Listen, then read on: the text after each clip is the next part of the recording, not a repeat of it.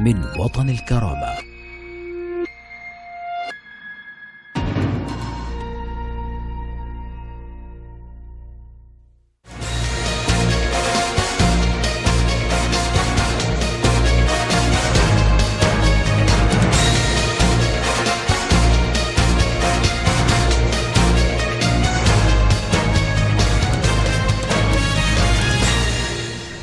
Hello, it is 9 p.m. in Cairo, our time for top stories for today, and we start our top stories with the current and latest developments in Libya.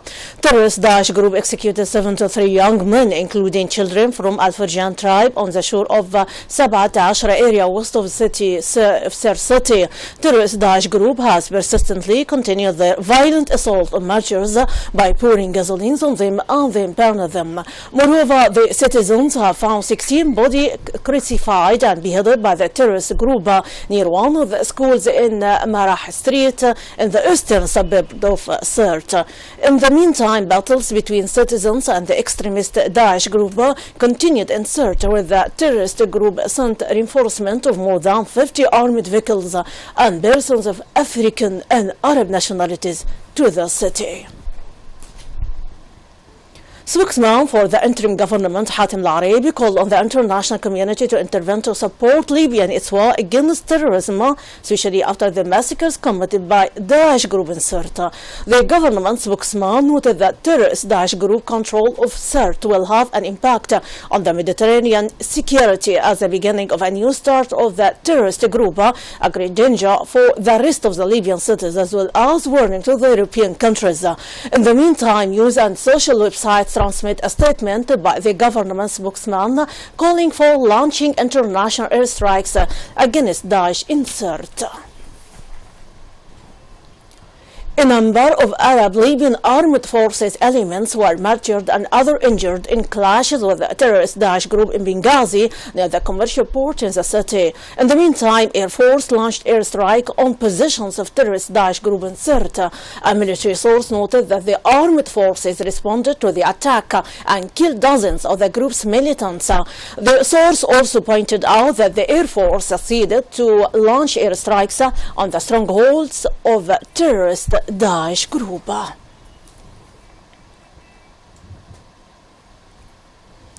Arab Organization for Human Rights condemned the gross violations of human rights committed against the Libyan people by extremist Daesh group. The organization stressed through a statement the need for concerted Arab and international efforts to stop terrorist crimes committed by the terrorist Daesh group in Sirte.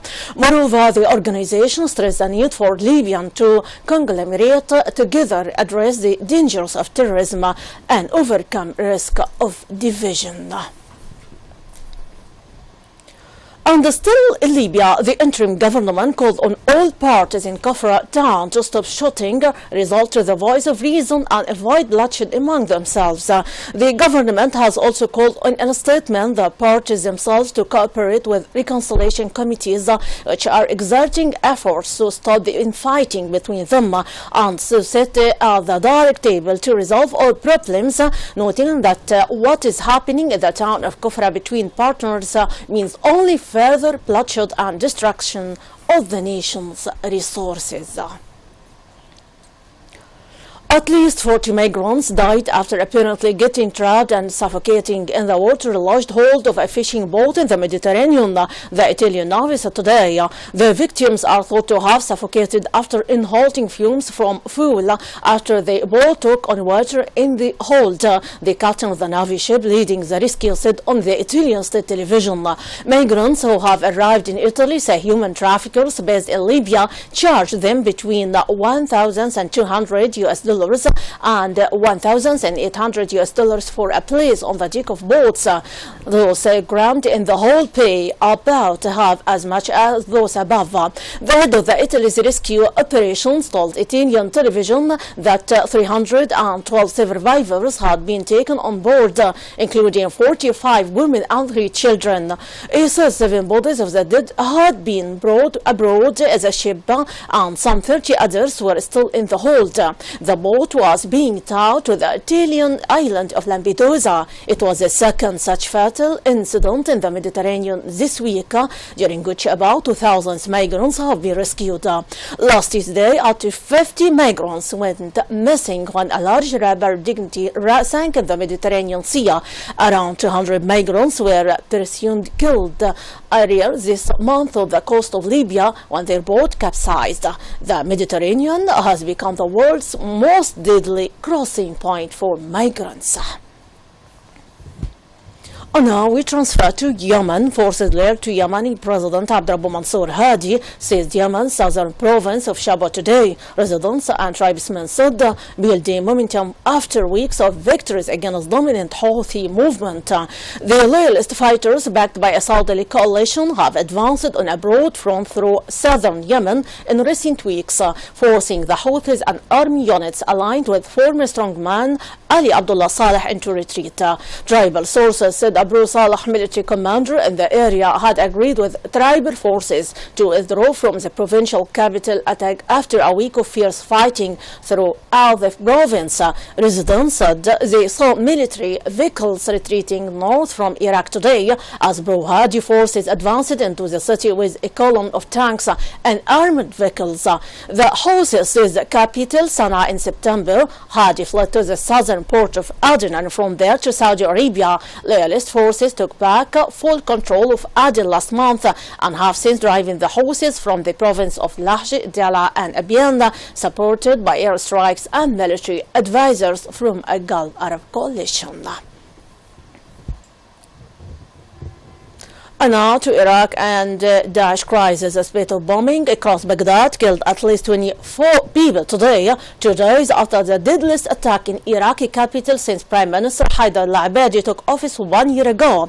The deadliest attack took place in Shiite district of Habibiyah, where 15 people were killed when a car bomb exploded near an open area where cars are displayed for sale. Habibiyah is near Sadr city, where more than 70 people were killed in a massive truck bomb blast claimed by extremist Daesh group on Thursday. 2 more people were killed and 7 wounded. A bomb blast targeting vehicle repair shops in Taji to the north of the capital. Other blasts in busy commercial streets and markets in Jesdiala, Madian and Iskan killed 7. Security forces and militia groups are fighting terrorist Daesh in Anbar province, the sprawling Sunni heartland in western Iraq.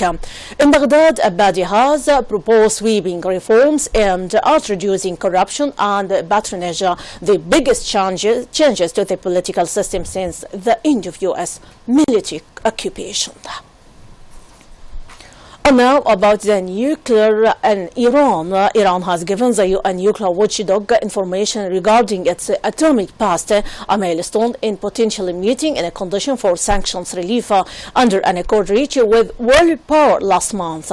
Alongside July 14 agreement to curb its nuclear program in exchange for easing sanctions, Iran signed a deal with the International Atomic Energy Agency IAEA to resolve the outstanding questions about the possible military dimensions (BMD) of its past nuclear activities. The IAEA said today Iran today provided the IAEA with its explanation in writing and related documents as agreed in the roadmap for the clarification of past and present outstanding issues regarding Iran's nuclear program. For months, Iran had been stalling an IAEA investigations into the possible military aspects of its past nuclear activities, relating mostly to the period before 2003, saying the agency's data for its investigation was fabricated.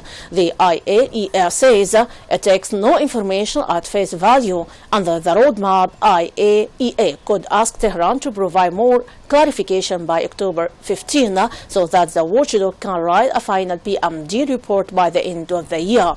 For sanctions, relief can only go ahead once the IAEA says Iran has complied not only with requests about its nuclear past but also with a range of measures to shrink its current atomic program.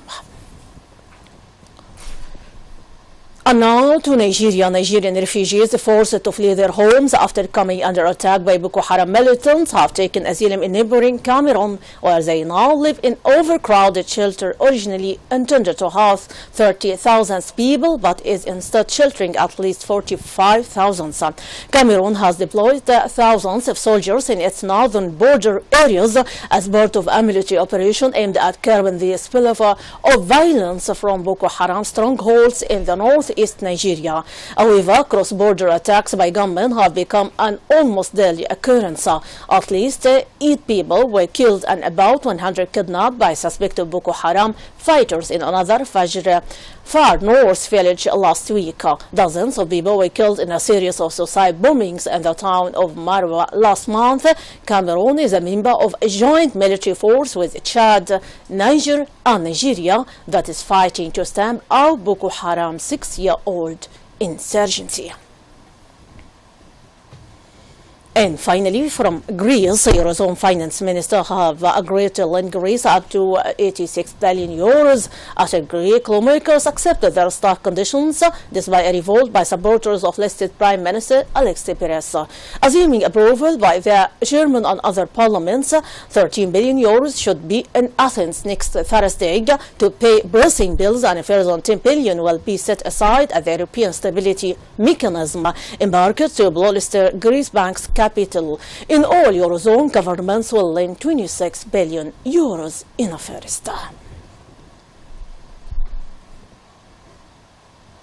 My audience, that is a wrap-up of our top stories for today. For much more, you can check our website at www.watanelkarama.tv. Thanks very much for being with us. My greeting, Rania El-Beleady.